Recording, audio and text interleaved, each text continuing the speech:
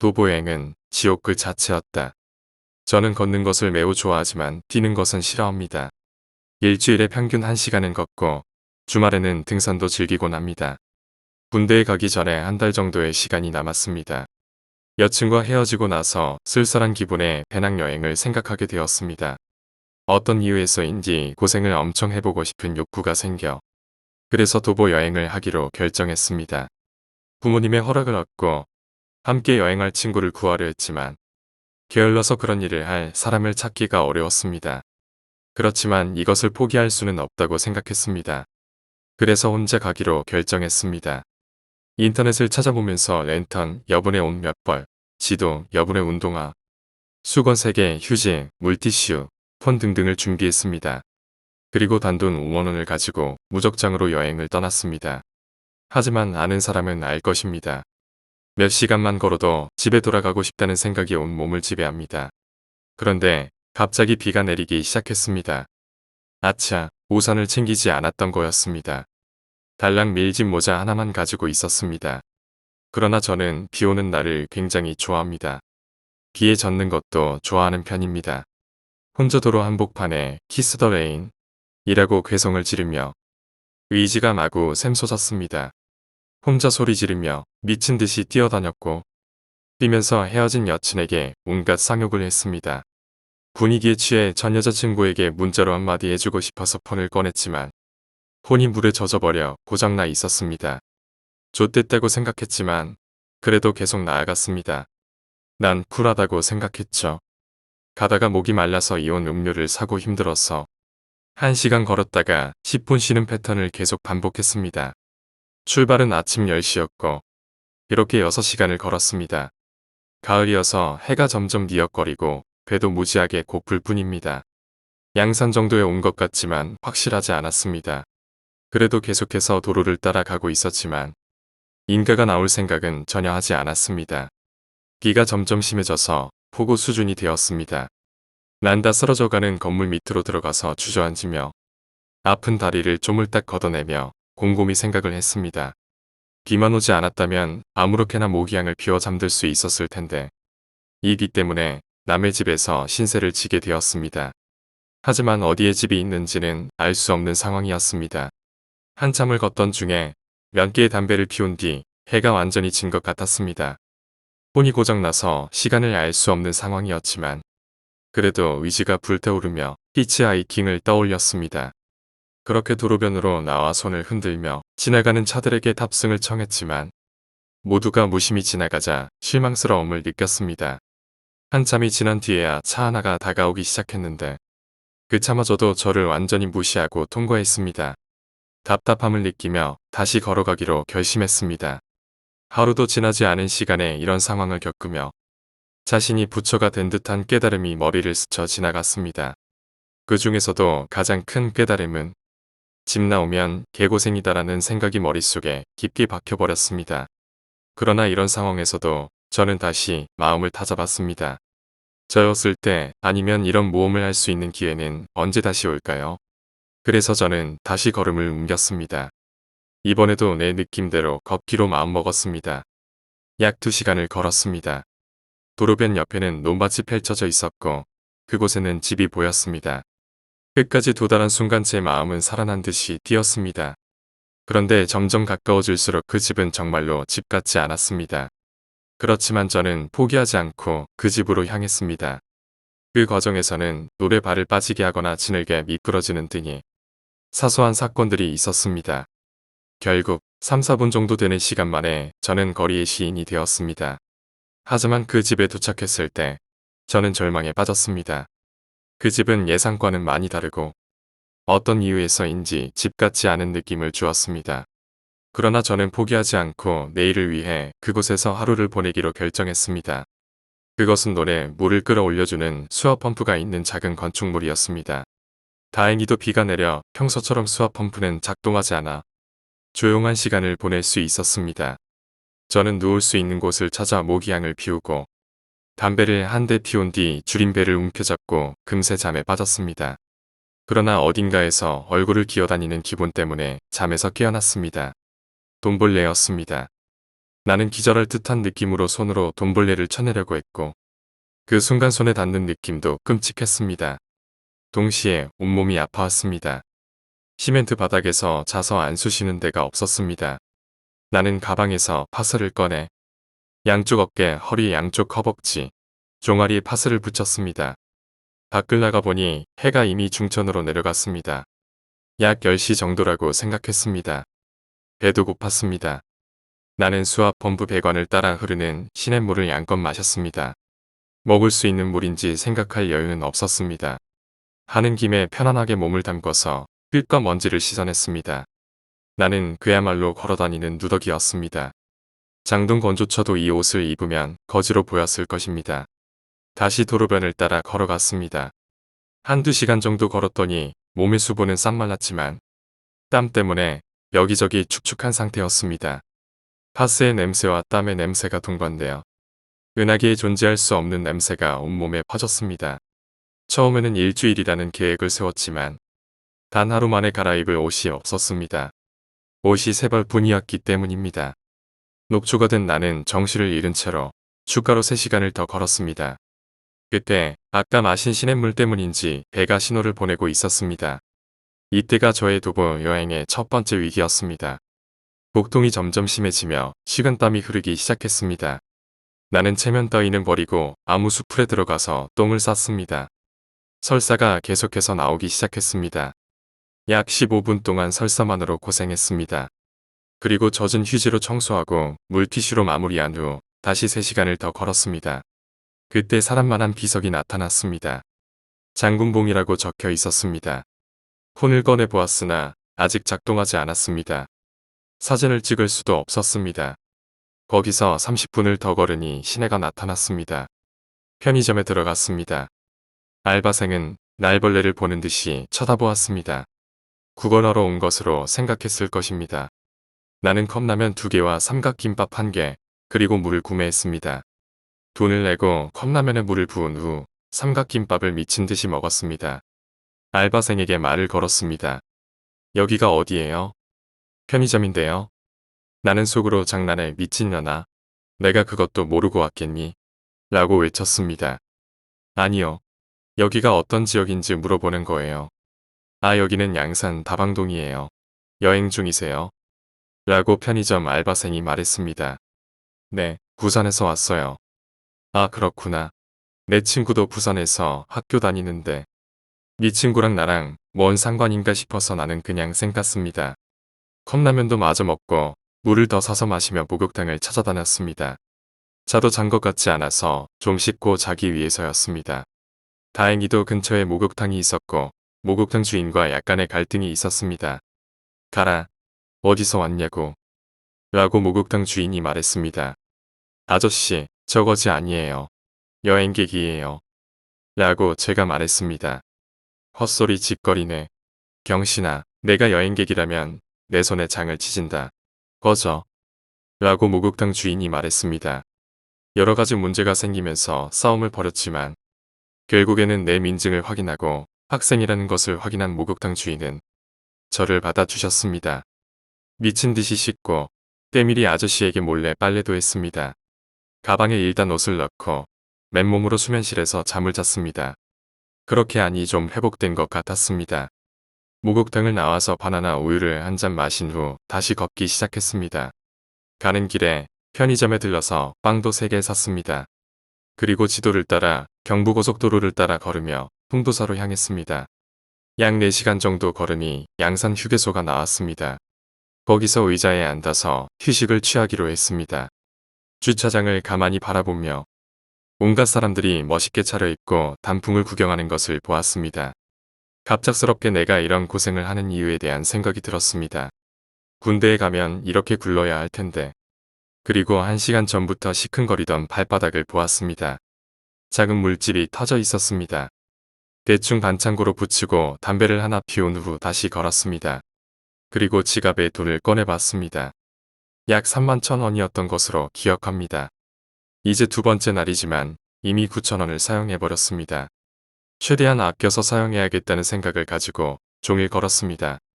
노을이 점점 지고 있었는데 왠지 해지기 전에는 통도사에 도착하지 못할 것 같았습니다. 그래서 약간 빠르게 걸었습니다. 이때는 주변 경치가 중요한 게 아니었습니다. 어젯밤과 같은 일이 다시 일어나지 않기를 바랄 뿐이었습니다. 해가 진 지 한참이 지나고 풍부한 타지와 놀이기구가 보였습니다. 드디어 도착했습니다. 나는 사람들에게 민박집을 물어다니며 찾았고 대단히 허름한 민박집에 도착했습니다. 얼마인지 물어봤더니 할머니쯤 되는 사람이 날 위아래로 훑었습니다. 2만 원이지만 1,000원만 달라고 하셨습니다. 정말 싼 편이었지만 난 10,000원을 내줄 수 있는 상황이 아니라고 말씀드렸습니다. 할머니는 저녁이랑 아침까지 줄 테니 10,000원을 달라고 하셨습니다. 속으로 올레를 외쳤습니다. 방에 들어가서 씻고 목욕탕에서 빨았던 옷을 밖에 널어두었습니다. 할머니께서 밥을 먹으라고 하셨습니다. 가서 할머니에게 감사하다고 말씀을 한 10번 정도 드리고 몇 가지 안 되는 반찬을 맛있게 먹었습니다. 정말로 머리에 용이 날아다닐 만큼 맛있었습니다.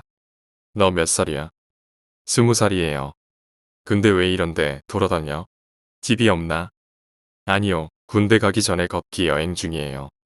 아이고 장하네. 요새 너 같은 애들 없는데. 내가 여기서 20년 동안 이렇게 민박하는데. 네 또래에는 5년 만에 처음 보는구나.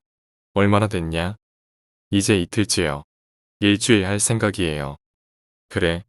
어제는 어서 졌어? 그렇게 할머니와 약 1시간 정도 이야기를 나누었습니다. 밥도 얻어먹었는데 말동무를 못 해드릴 이유가 없었습니다. 할머니와의 대화에서 좋은 이야기를 많이 나누게 되었습니다. 그 후로 나는 할머니가 주신 새 칫솔로 양치를 했습니다. 치약의 맛도 매우 좋았습니다. 내 방으로 들어가서 완전히 퍼질러져 있었습니다. 일주일 동안의 여행 기간 동안 가장 편안한 잠자리였습니다. 잠에서 깨어났을 때 방의 시계를 보니 오전 8시였습니다. 도중에 남녀가 떡치는 소리를 제외하고는 매우 달콤한 수면이었습니다. 창문을 열어 찬란한 태양이 비치는 하늘을 바라봤는데 비가 내렸습니다. 나는 실망했습니다. 떡치는 소리가 싫어서 뒤에 휴지를 꼽았는데 그로 인해 밖의 비 소리를 듣지 못했습니다. 그럼에도 불구하고 나는 낮부터 내린 비는 이 저녁 유리창에 슬픔만 뿌려놓고서라는 노래를 흥얼거렸습니다. 그리고 기쁜 마음을 주체하지 못하고 방방 뛰며 밖에 널어놓은 옷들을 주워 모았습니다. 할머니가 미안하다고 하셨는데 내가 옷을 밖에 널어놓은 것을 깜빡하셨다고 말씀하셨습니다. 난 호로새끼가 됐습니다. 아니에요 할머니, 제 잘못인데 왜 할머니가 미안해하세요. 할머니가 세탁기에 탈수라도 돌리라고 하셨습니다. 일단 그렇게 하기로 했습니다. 감사하다는 말씀을 드리고 할머니 방에 있는 세탁기에 빨래를 넣고 탈수를 돌렸습니다. 그 다음 내 방에 있는 휴대폰을 가지러 복도로 나왔습니다. 그때 한 중년 커플이 내 옆방에서 나왔습니다. 둘 다 나를 보고 화들짝 놀랐습니다. 누가 봐도 불륜 커플이었습니다. 간밤에 남자가 참 부러웠는데 다시 태어나도 그 아저씨는 하나도 안 부러울 것 같습니다. 그냥 무시하고 내 방으로 들어가서 휴대폰을 켰습니다. 켜졌습니다. 그런데 액정에는 아무것도 나타나지 않았습니다. 어떻게 해야 할까요? 저 아저씨를 협박해서 휴대폰을 빼앗고 싶은 생각이 끌어올랐지만 참았습니다. 난 착한 사람이니까요. 휴대폰의 통화 버튼이 작동하지 않아 전화를 걸 수 없었습니다. 이때 눈물이 나올 것 같은 감정이 들었습니다. 그런데 할머니가 내 방문을 열고 밥을 먹으라고 하셨습니다. 난 슬픔을 뒤로하고 할머니 방에서 밥을 먹었습니다. 된장찌개, 김, 더덕무침, 김치, 쌀밥이었습니다. 맛있게 식사한 후에도 저는 계속해서 할머니께 감사의 말씀을 수십 번이나 드렸습니다. 그 다음으로 탈수가 다 된 빨래를 할머니께 받은 봉다리에 넣고 다시 가방에 넣었습니다. 나갈 준비를 마쳤을 때 할머니께서 도시락을 싸주셨습니다. 그때 나는 거짓말 없이 울면서 할머니께 진심으로 절을 올렸습니다. 이런 감동적인 순간은 처음이었습니다. 무슨 일이 있어도 일주일을 다 채우고 가겠다는 다짐을 했습니다. 할머니는 내 등을 토닥거려 주셨습니다. 할머니께 감사한 마음을 전하고 울면서 민박집을 나왔습니다. 할머니께서 우산도 하나 챙겨주실 거라고 하셨는데 이렇게 비가 많이 오면 우산을 쓰지도 못하고 부러질 것 같다고 말하며 정중하게 거절했습니다. 또 눈물이 나려는데 할머니께 다시 한번 감사하다는 말씀을 드리고 도망치듯이 달려갔습니다. 나중에 성공하면 반드시 다시 와서 할머니의 민박집을 모텔로 만들어 드릴 것을 다짐했습니다. 한참 그렇게 울면서 뛰었습니다. 안정을 되찾고 사람들에게 물어 경부고속도로를 찾은 다음 고속도로 위를 걸었습니다. 한참을 걷다가 도로 옆에 대왕창고라는 이름의 공장이 보였습니다. 그 이름에 입꼬리가 올라갔습니다. 장명 센스가 대단했습니다. 그리고 약 2시간 더 걸었을 때 경찰차가 뒤에 다가오는 것을 알았습니다. 웬 경찰차인가 했는데 경찰차가 내게 다가와 메가폰을 통해 어이 거기 멈추세요. 라고 말했습니다. 바로 옆에 서서 어이 거기가 뭔지 이해하지 못했습니다. 어쨌든 경찰이니까 시키는 대로 섰습니다. 경찰이 내려와 나에게 다가왔고 아이고 이 양반아 고속도로를 걸어다니면 어떻게 해? 라고 말했습니다. 난 고속도로를 걸어다니면 안 되는지 몰랐습니다. 어떤 사람인지 모르겠지만 신고당한 모양입니다. 경찰은 나의 신분을 확인한 후 나에게 욕을 했습니다. 근데 여기서 왜 걸어다니냐? 라고 물었습니다. 아, 걷기 여행 중이에요. 제가 아직 어려서 고속도로를 걸으면 안 된다는 걸 몰랐어요. 국도로 갈 거예요. 라고 말했습니다. 그러자 경찰은 국도도 위험해서 안 된다고 했습니다. 난 괜찮다고 말했지만 경찰은 운전하는 사람들이 위험하다고 했습니다. 인도 쪽으로 데려다 줄 테니 거기서 걷던지 포복을 하던지 마음대로 하라고 했습니다. 저는 경찰차를 탔습니다. 경찰은 나에게 초등학교인지 중학교인지 교육의 전당에 내려다 달라고 했습니다. 여기서부터 마을을 돌아다니라고 생각보다 볼 것이 많다고 하였습니다. 그러나 나는 혹시나 해서 부산에서 일주일 정도 걸으면 어느 정도 당도할 수 있을까요? 라고 조심스레 물어봤습니다. 경찰은 잘 모르겠다고 하면서 세상이 흉흉하다고 집에 그냥 돌아가라고 권유했습니다. 나는 내가 알아서 할 거라고 말했습니다. 그랬더니 경찰은 네가 알아서 해라라고 하면서 가버렸습니다. 멀어지는 경찰차를 보면서 나는 멍하니 서 있었습니다. 이제부터 뭘 해야 할지 모르겠었습니다. 왠지 경찰차를 탄 이후로 머리가 백지가 되었습니다. 일단 쭈그려 앉아서 담배를 피우면서 습관적으로 휴대폰을 꺼냈습니다. 하지만 없었습니다. 폰이 없어진 것 같습니다. 혹시나 해서 경찰차가 간 방향으로 달려갔습니다. 그런데 차가 없었습니다. 그래도 나는 달렸습니다. 폰을 찾아야 했습니다. 그렇게 약 30분 동안 내 직감대로 경찰차는 여기로 갔을 거야 하며 달렸습니다. 거기서 5분 정도 숨을 고르다가 다시 고속도로를 걷기로 했습니다. 여기서 어떻게 고속도로를 가는지 주변 사람들에게 물어보기로 했습니다. 어떤 여자에게 다가가서 죄송한데 길 좀 물을게요. 라고 말했습니다. 그러자 그 여자는 이상한 사람인 것 같은 느낌을 줬습니다. 정신 나간 사람은 일반 사람과 다른 아우라를 풍깁니다. 이 사람은 0.3초만 봐도 그런 사람이었습니다. 40대로 보이는 나이에 어깨까지 오른 생머리에 나비 모양 핀을 하고 분홍색 니트에 분홍색 트레이닝 바지. 한쪽은 삼선 슬리퍼, 한쪽은 이름 모를 스니커즈를 신은 아줌마였습니다. 그녀는 나에게 궁금한 눈으로 쳐다보며 왜? 뭔데? 나? 그래. 빵 줄까? 라고 말했습니다. 마지막에 빵 줄까? 라는 말에 좀 당혹스러웠지만 마음을 다잡고 아닙니다. 죄송해요. 라고 말하고 도망쳤습니다. 솔직히 말해서 나는 산전수전 다 겪어봤기 때문에 무섭지는 않았지만 그녀와 엮이고 싶지 않았습니다. 난 가벼운 조깅 속도로 그 여자를 스쳐갔습니다. 약 5초 정도 달렸을 때 뒤를 돌아보면 안 되는데 나도 모르게 돌아봤습니다. 그러자 우연히 그 여자의 눈이 마주쳤고 그녀는 씩 웃었습니다. 그리고 그녀가 뒤를 쫓아오는 것을 보았습니다. 그것도 엄청 빠른 속도로요. 그리고 무슨 말을 하고 있는지는 듣지 못했습니다. 그동안 산전수전 다 겪었기 때문에 별거 아니라고 생각했습니다. 난 무의식 중에 뒷주머니에 있는 물건을 그 여자한테 던졌습니다. 그것은 내 휴대폰이었습니다. 앞주머니에 있다고 생각한 것이 실은 뒷주머니였습니다. 남바닥에 주저앉을 때도 모르고 있었던 것입니다. 하지만 난 도망갈 수밖에 없었습니다. 나는 아줌마를 따돌리기 위해 최선을 다해 달렸습니다. 육교를 건너고 빵빵거리는 도로를 헤쳐 어떤 이상한 언덕에 도착했습니다. 그 주변에는 주유소가 있었습니다. 약간 숨을 돌리기 위해 주유소로 향했습니다. 주유소에 도착한 순간 아줌마는 뒤에서 사라진 것 같았습니다. 난 그 상태로 숨을 좀 고르고 담배 한 태를 태웠습니다. 너무나도 빨리 평온을 되찾아서 한편으로는 신기했습니다. 저는 아무렇지 않게 주유소로 향했습니다. 저기요, 길 좀 물을게요. 주유소에 들어오면서 담배 피면 어떻게 합니까? 아, 죄송합니다. 저기요, 죄송한데요. 여기서 고속도로로 가려면 어디로 가야 해요? 고속도로요? 왜? 도보여행 중인데요. 일주일 동안 걷기거든요. 근데 길을 잃어서 고속도로를 찾으면 길 찾기 쉬울 것 같아서요.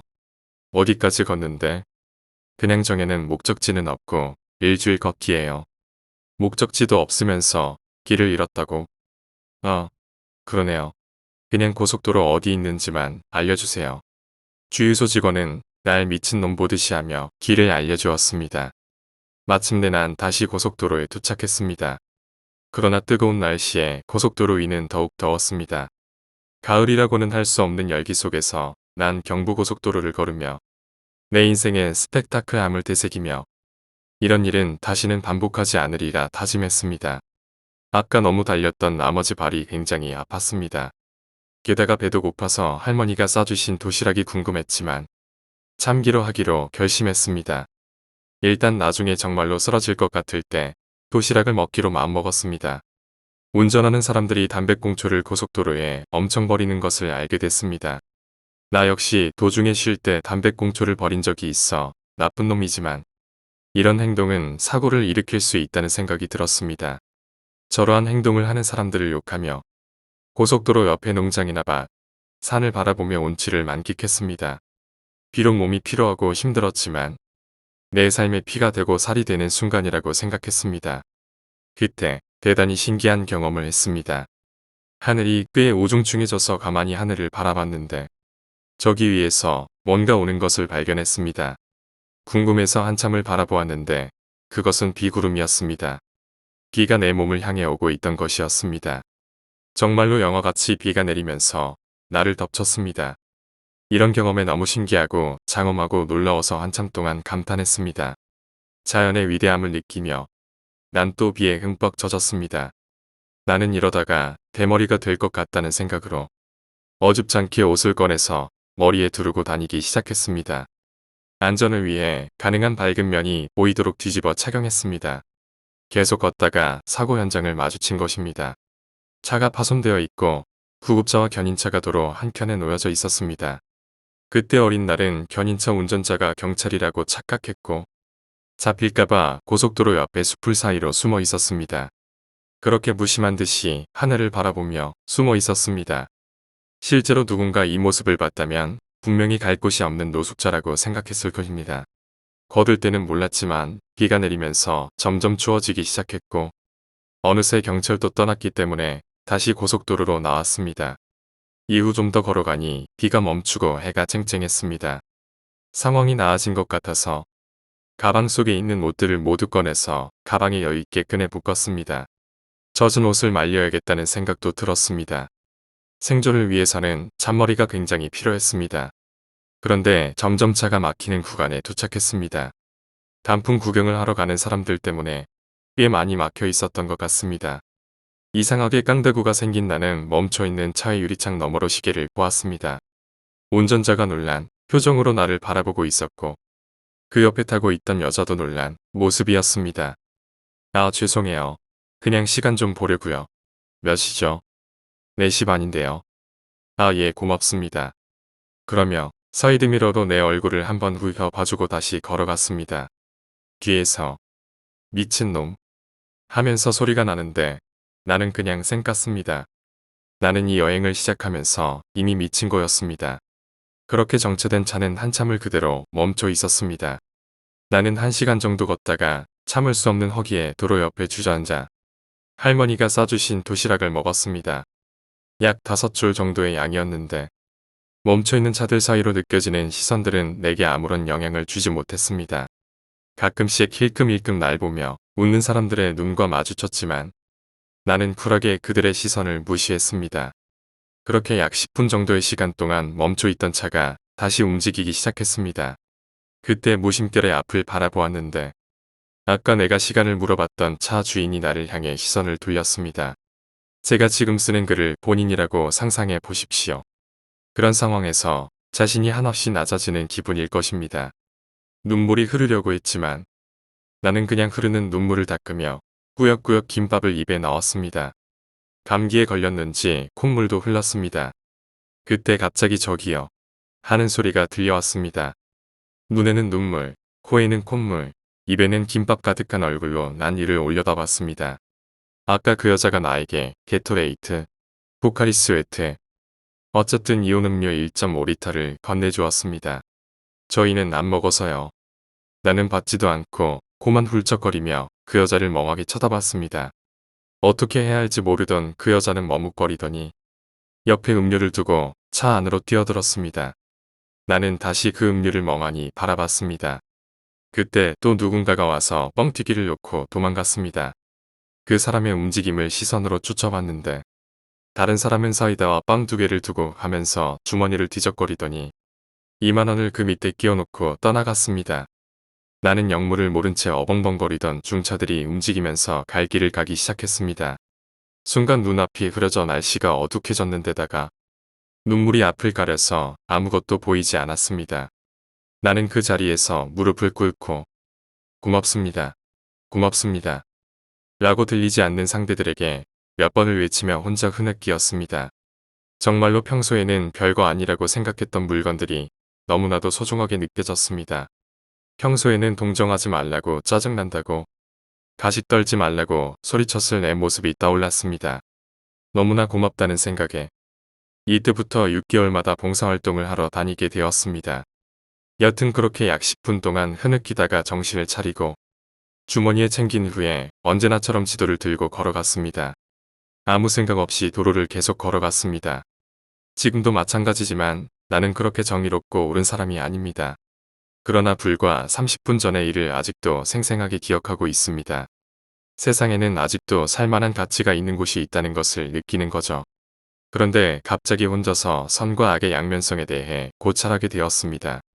분명 아까 그 사람들은 누군가에게 선의의 관심을 보였지만 결국에는 우리는 살다 보면 한 번쯤은 나쁜 일을 할 수밖에 없는 법이라는 생각이 들었습니다. 그 생각을 하면서 이 여행이 나에게 많은 깨달음을 주고 있다는 것을 깨닫게 되었죠. 씻지 않고 이렇게 무전 여행을 할 때는 꼭 물티슈로 마무리를 해야 한다는 사실을 깨달았습니다. 아니면 항문이 가렵고 불편해질 수 있다는 것을 알게 되었어요.